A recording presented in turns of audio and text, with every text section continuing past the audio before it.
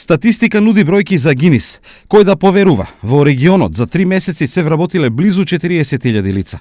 Ова го покажува последниот извештај на Државниот завод за статистика, според кој во периодот од јануари до март во 11 општини од регионот се пополнети ни помалку ни повеќе, туку 39.431 слободно работно место.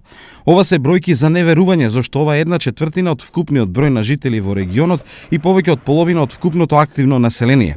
Од друга страна, бројот на невработени речиси да не е променет, па логично прашање е како економистите ги објаснуваат овие неверојатни бројки. Дел од тие условно речено нововработени се лица кои веќе вршеле одредени работи кај тие работодавачи, фирми и така натаму, а сега само им се трансформира тој договорен однос во работен однос. Меѓутоа и тука има едно друго објаснување дека таа трансформација не е направена сама по себе, туку работодавачите во тоа виделе некоја можност од државата да искористат некоја бенефиција со оној сет мерки што ги нуди секоја влада при нејзиното доаѓање на власт. Реално нема некоја поместување од делот на невработени кон делот на вработени.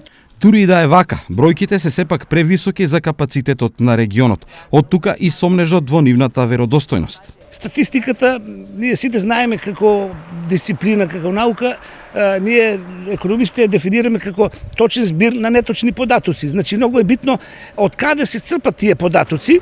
Ако се реални, ќе бидат реални и крајните резултати и бројки што ги споменавте. Меѓутоа, обично придавањето на податоците, сите институции, па и фирмите од искуство знаеме дека даваат податоци чисто за да го задоволат и да ја исполнат обрската према Заводот за статистика, а тешко малку се прави анализа дали се тие реални податоци. Инаку, според истиот извор во источниот регион, слободни се уште 590 работни места. Ова е исто така дискутабилна бројка, ако се знае дека само текстилната индустрија во моментов побарува над 1000 работници.